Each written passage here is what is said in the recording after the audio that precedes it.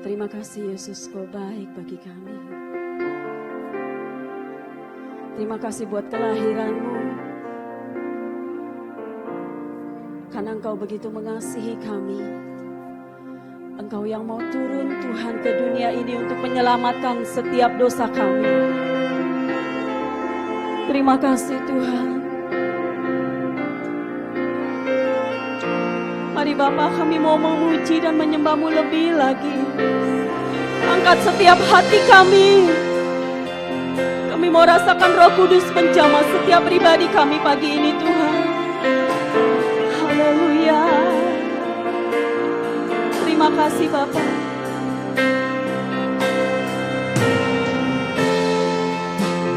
Amin. Terima kasih Tuhan. Terima kasih, Kau baik, Kau baik.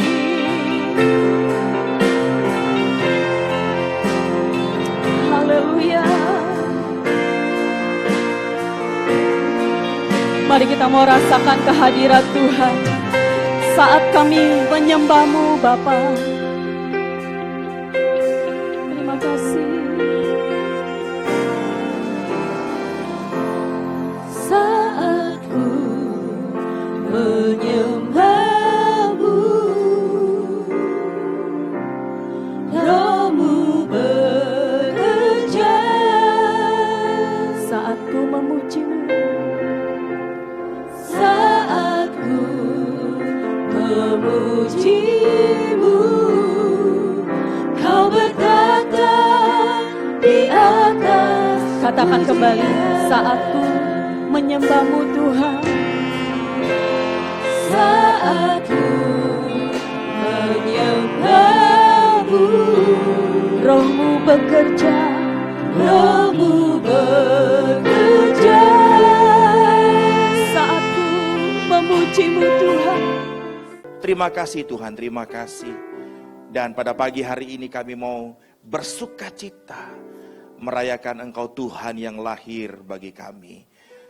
Terima kasih Tuhan, sebentar kami mau duduk diam, mau mendengarkan apa yang menjadi pesan Tuhan, pesan Natal tahun 2020 ini. Berbicara Tuhan kepada setiap kami pribadi lepas pribadi, dengan bahasa yang sederhana yang dapat kami semua mengerti, dan agar kami semakin mengenal Tuhan dan dikuatkan di dalam Tuhan. Terima kasih Bapak, mari semua yang siap sama-sama katakan amin. Silakan duduk Bapak Ibu.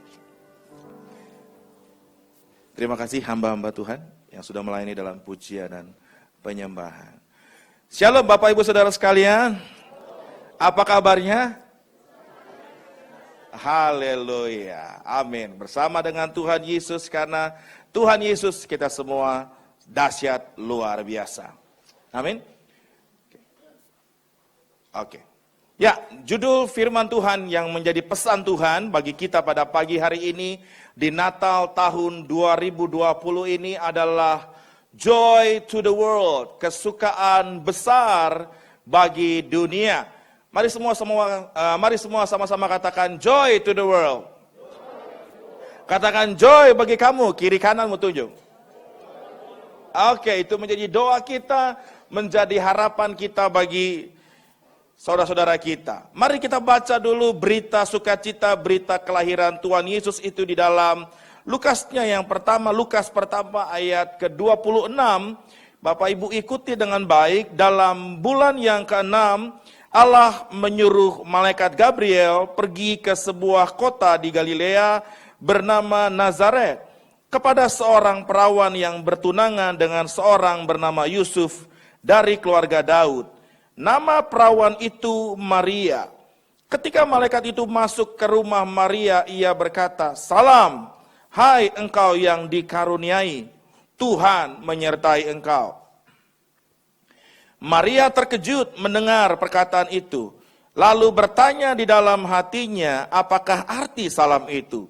Kata malaikat itu kepadanya, "Jangan takut, hai Maria, sebab engkau beroleh kasih karunia di hadapan Allah.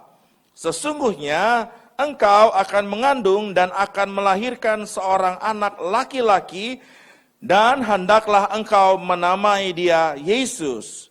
Ia akan menjadi besar dan akan disebut Anak Allah yang Maha Tinggi.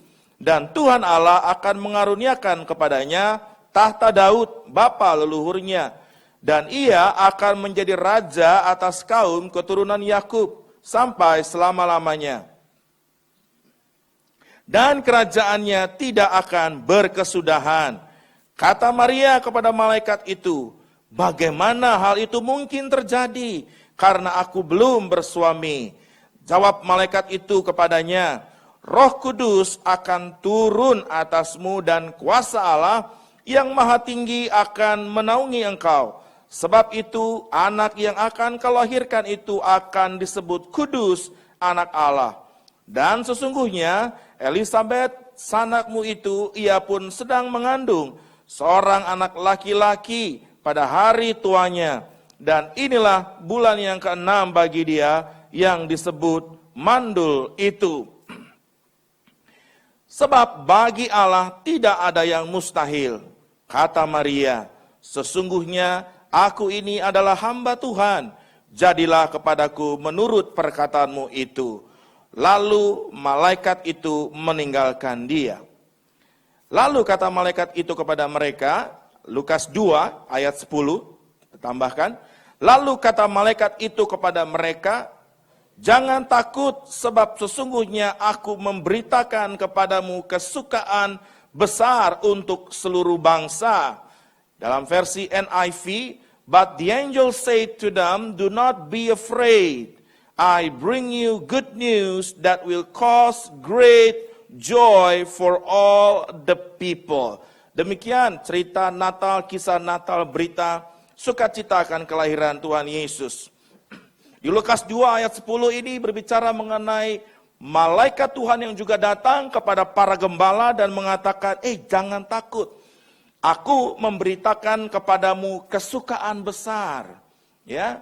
Dan dalam versi bahasa Inggris semua sebenarnya menggunakan kata yang sama, bukan hanya joy sebenarnya, tetapi great joy. Semua sama-sama katakan great joy. Sukacita yang besar, kesukaan yang besar, ya, yang tiada tandingannya, yang tiada bandingannya. Nah, tetapi apakah Natal itu selalu membawa sukacita bagi kita? Natal bring joy, will cause great joy. Natal pasti membawa sukacita dan sekali lagi bukan hanya joy tapi great joy. Nah, apakah joy di dalam Natal yang kita setiap tahun rayakan? Oh, Natal pasti akan membawa suatu sukacita karena ketika Natal kita akan bisa menikmati diskon yang besar. Betul apa betul? Natal pasti identik juga dengan yang namanya diskon. Ya, apalagi kalau diskonnya 70% plus lagi 50%. Waduh, yang tadinya nggak mau belanja jadi belanja. Yang tadinya nggak mau beli sepatu jadi beli sepatu. Yang tadinya nggak mau beli baju baru jadi beli baju baru. Karena bulan lalu kebetulan udah ada diskon juga, udah belanja juga. Tapi Natal belanja lagi dong, ya kan? Nah, Natal juga pasti juga jadi momen suatu joy karena apa? Kita bisa berlibur, ya enggak? Ya kan? Kita bisa berlibur. Ke Bali, wah banyak teman-teman ke Bali saya lihat di Facebook mereka, wah nikmat sekali menikmati Natal dengan berlibur ya. Walaupun ada sedikit keramaian oleh karena harus rapid test dan sebagainya, tapi ternyata banyak juga yang akhirnya orang pergi berlibur, suatu sukacita gitu ya. Tentu di Natal juga jadi momen kita kumpul bersama keluarga, ya kan? Kita bisa menikmati makan besar, pesta besar, ya kan? Di mana ada makanan, di mana undangan, percayalah, saya pasti akan hadir kalau yang namanya makanan. Amin. Ya, karena saya sangat menikmati kebersamaan sambil makan tentunya. Nah, apakah semuanya itu adalah sukacita? Iya, betul. Kita juga bisa bersukacita, menikmati liburan, menikmati kebersamaan, makan pesta yang besar. Kita bisa menikmati diskon tadi, ya. Tetapi tentu saja itu bukanlah kesukaan yang besar. Kesukaan yang besar yang sejati yang diberitakan oleh malaikat Tuhan, kepada para gembala, lebih daripada hal itu. Nah, Natal ini will cause great joy. Dan apakah sukacita yang besar itu? Mari kita dengarkan apa yang menjadi pesan Tuhan, pesan Natal tahun 2020 ini. Yang pertama, Natal ini berbicara mengenai tidak ada yang mustahil. Amin. Mari semua sama-sama katakan, tidak ada yang mustahil. Nah, kita lihat lagi firman Tuhan di dalam Lukas 1 yang tadi. Ketika malaikat Tuhan memberitakan satu pesan yang terindah, yang termulia, yang paling sedap untuk didengar, yaitu bahwa Yesus akan lahir. Dan Maria berkata di ayat yang ke-34, bagaimana hal itu mungkin terjadi? Ya, masih bertunangan, belum menikah, dalam pemikirannya yang normal, dalam pemikirannya yang jasmani, memang itu tidak mungkin, itu mustahil.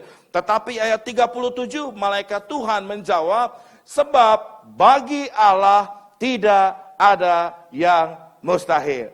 Amin. Bagi Allah tidak ada yang mustahil.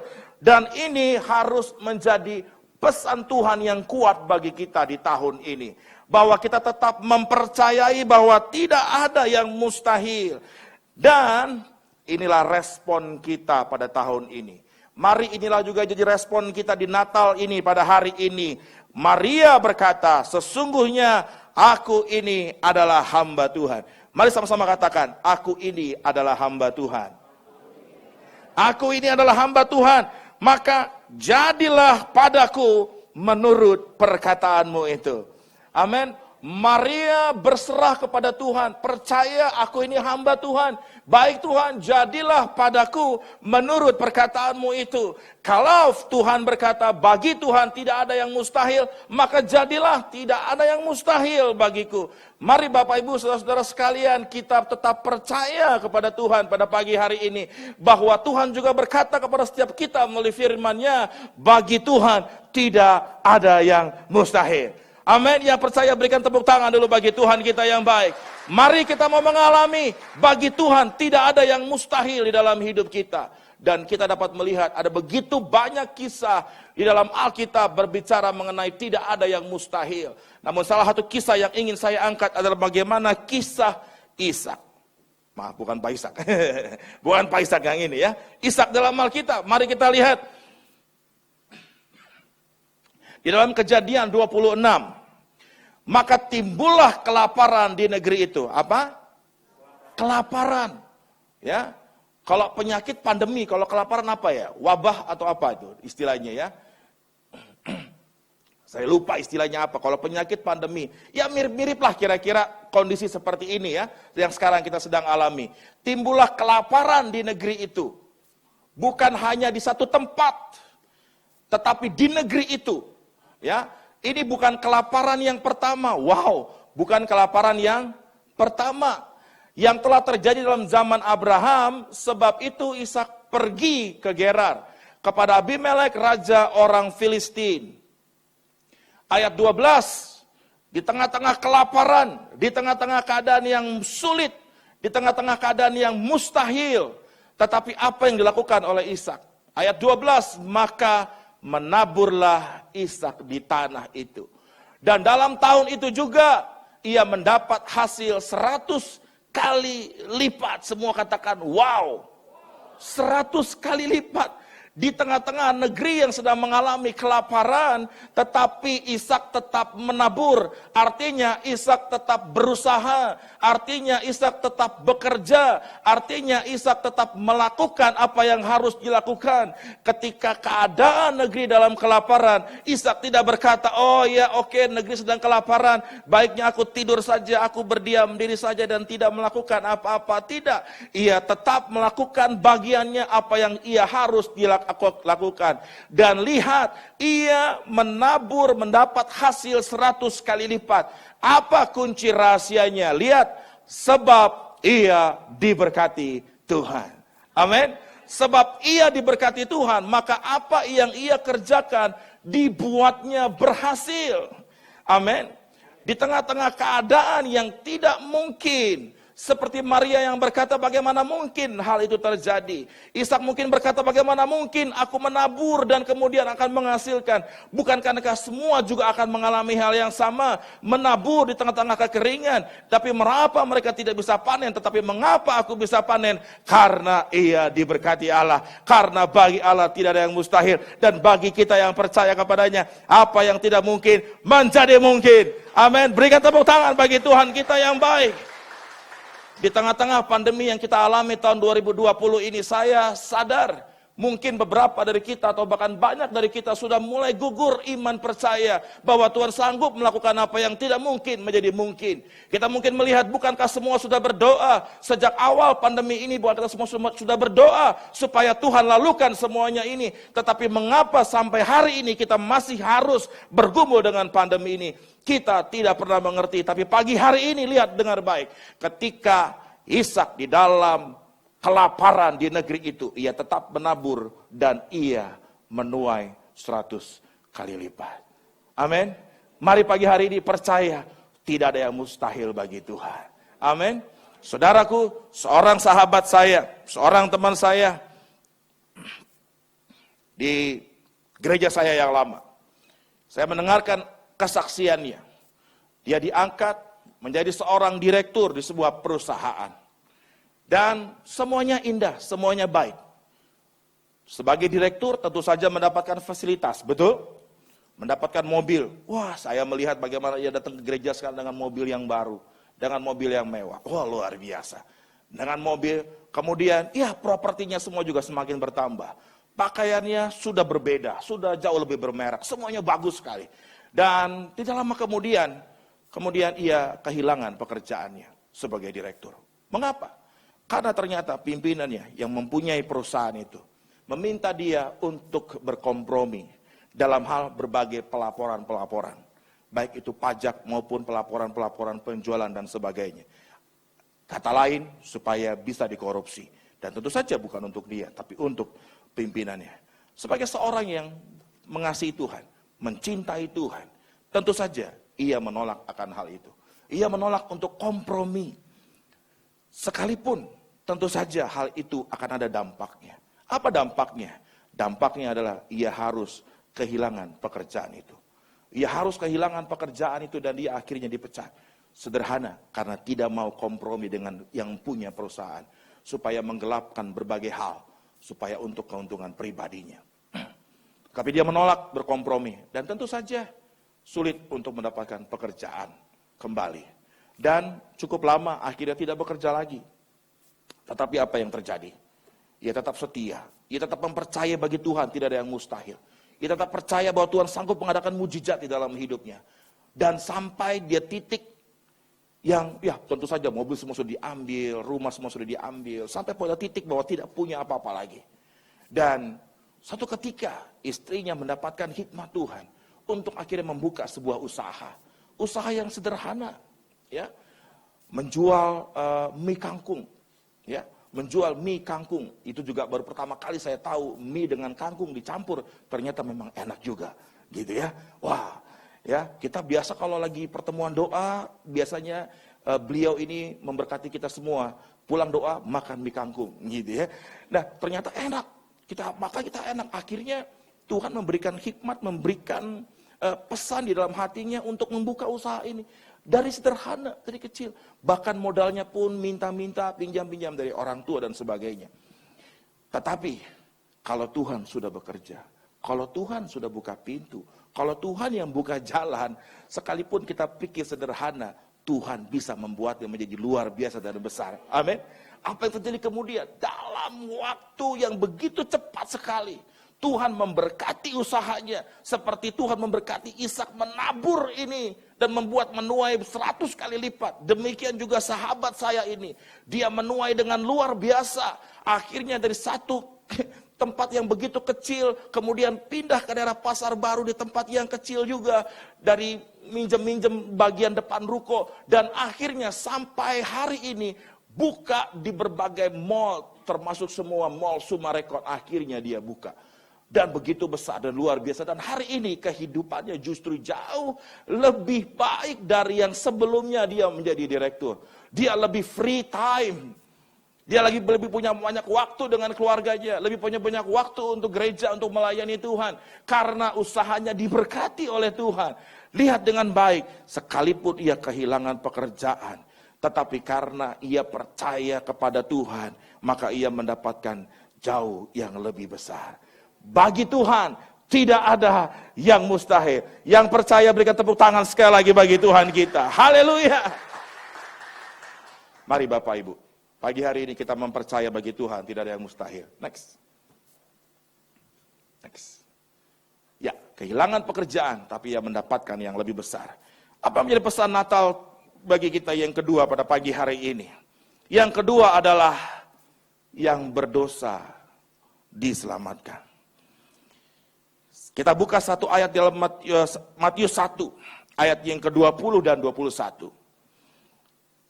Tadi malaikat berbicara kepada Maria, malaikat berbicara pada para gembala, dan kemudian malaikat berbicara kepada Yusuf. Matius 1, malaikat berbicara kepada Yusuf.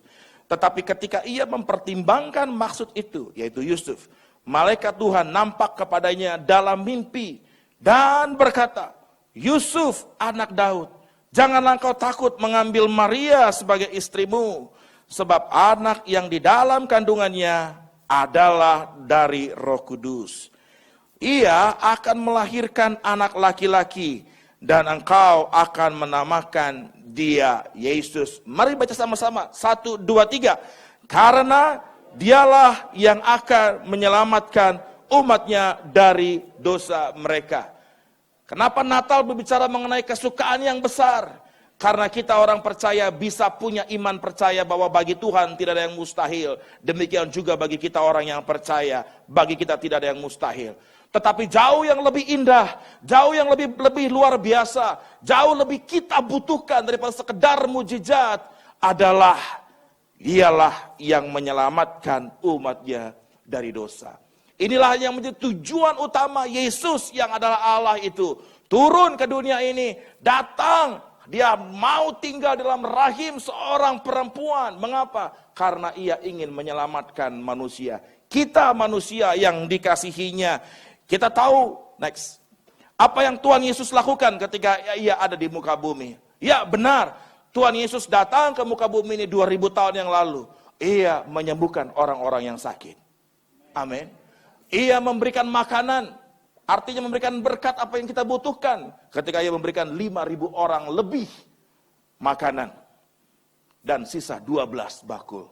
Kemudian apa? Ya betul, Tuhan Yesus mengadakan mujizat, mengusir setan dari orang-orang yang dirasukinya. Betul, Tuhan Yesus melakukan semuanya itu. Ada begitu banyak mujizat yang Tuhan lakukan, karena bagi dia tidak ada yang mustahil. Benar, dia juga mengajar akan kebenaran firman Tuhan. Mengajar tentang mengenal Allah Bapa. Benar, ia melakukan semuanya itu. Tetapi itu semua dipakai oleh Tuhan. Itu semua dilakukan oleh Tuhan untuk sampai kepada satu tujuan yang utama, yaitu orang menjadi percaya kepada dia. Dia datang untuk menyelamatkan. Amin. Saya suka sekali lagu kita yang pertama tadi. Dia lahir untuk kami. Kemudian dia mati. Maka kelahirannya tidak bisa dilepaskan dari kematiannya. Karena memang dia ada untuk menyelamatkan kita. Ia akan melahirkan anak laki-laki dan engkau akan menamakan dia Yesus. Kenapa? Karena dialah. Adakah yang lain? Adakah yang lain? Tidak ada. Malaikat Tuhan jelas memberikan pesan. Karena dialah yang akan menyelamatkan umatnya. Keselamatan tidak ada di tempat yang lain, di dalam diri yang lain, di dalam apapun, di dalam cara yang lain. Karena hanya dialah, Yesus Kristus, yang menyelamatkan umatnya dari dosa mereka. Amin. Inilah Natal yang sejati. Namun, saya berdoa biar sungguh-sungguh kita menikmati kesukaan yang besar ini. Bukan seperti para imam dan para ahli Taurat bangsa Yahudi. Matius 2 ayatnya yang ketiga. Ketika Raja Herodes mendengar hal itu, Terkejutlah ia beserta seluruh Yerusalem. Wow, seluruh Yerusalem terkejut. Ayat keempat, maka dikumpulkannya semua imam kepala dan ahli Taurat bangsa Yahudi. Lalu dimintanya keterangan dari mereka di mana Mesias akan dilahirkan. Baik ya, Herodes ingin tahu di mana Mesias akan dilahirkan.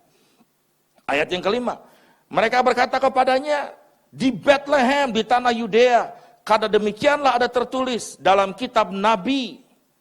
Tahu nggak para ahli Taurat, para ahli kitab tentang Yesus akan lahir? Tahu nggak? Tahu ya. Mereka bahkan mengutip kitab Mika 5 ayat 2. Dan engkau Bethlehem, tanah Yehuda, engkau sekali-kali bukanlah yang terkecil di antara mereka yang memerintah Yehuda. Karena daripadamu akan bangkit seorang pemimpin yang akan menggembalakan umatku Israel. Semua ahli kitab tahu tentang Yesus yang dinubuatkan yang akan lahir itu. Dan ketika harinya tiba, tetapi mereka justru tidak mengalami sukacita Natal itu. Mereka justru tidak ikut datang seperti orang Majus yang datang kepada Tuhan Yesus. Mereka tidak percaya. Tidak seperti orang Majus.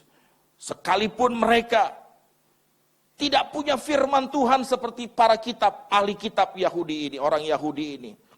Mereka tidak punya. Hanya melalui bintang yang diberikan oleh Tuhan untuk mereka tahu menemukan Yesus. Tetapi mereka tidak memiliki firman, tidak memiliki kitab para nabi. Mereka hanya mendapatkan satu pewahyuan yang umum yang dari Tuhan. Tapi mereka merespon dengan datang dan sujud menyembah Tuhan. Orang-orang Majus dari timur, next. Karena saya agak percepat dikit, ya, next lagi. Orang-orang Majus dari timur itu percaya dan mereka sujud dan menyembah Tuhan. Saudara-saudara, Lukas 15 ayat 10 berkata, Aku berkata kepadamu, demikian juga akan ada apa? Sukacita. Akan ada sukacita pada malaikat-malaikat Allah. Karena apa? Satu orang berdosa yang bertobat. Ketika saudara dapat mobil baru, Lamborghini, malaikat biasa aja. Tetapi ketika satu orang berdosa percaya kepada Tuhan Yesus, maka ada sukacita, ada penyambutan yang luar biasa. Karena memang itulah yang menjadi alasan Tuhan Yesus datang ke dunia ini. Amin. Herodes menolak Yesus. Para ahli kitab tahu tentang Yesus, tetapi mereka tidak mau percaya. Mereka tidak mengalami sukacita Natal. Tetapi orang-orang Majus, kalaupun mereka tidak punya kitab, mereka percaya Yesus Tuhan Juru Selamat. Mereka datang, sujud dan menyembah Tuhan. Pertanyaannya adalah, bagaimana dengan kita? Bagaimana dengan saudara dan saya? Sudah berapa ibadah Natal yang kita ikuti? Orang Majus tidak pernah mengikuti ibadah Natal. Orang Majus tidak pernah mengikuti, membaca kitab tentang Yesus. Tapi mereka percaya. Bagaimana dengan kita? Sudah berapa ibadah Natal yang kita ikuti? Sudah berapa kali kita mendengarkan kisah Natal yang kita bacakan? Pertanyaannya, apakah kita sampai sama seperti orang Majus yang percaya dan sujud menyembah Tuhan? Atau seperti para ahli kitab, tahu, dengar, mengikuti kisahnya, tetapi tidak datang dan sujud dan menyembah Dia. Amin. Yang diberkati berikan tepuk tangan bagi Tuhan kita. Mari saya undang teman-teman untuk naik ke atas. Mari Bapak Ibu kita bangkit berdiri. Kita yang percaya ini diselamatkan oleh Tuhan. Ini yang dapat kita lakukan pada pagi hari ini. Kita sembah dan puji Dia.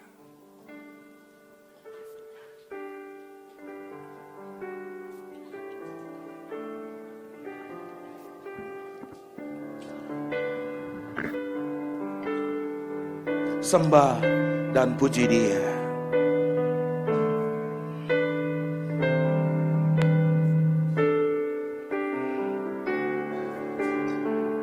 Mari sembah dan puji Dia. Yes Tuhan. Sembah dan puji Mari sembah Dia. Sembah dan puji Dia. Sembah dan puji Dia. Sang Raja.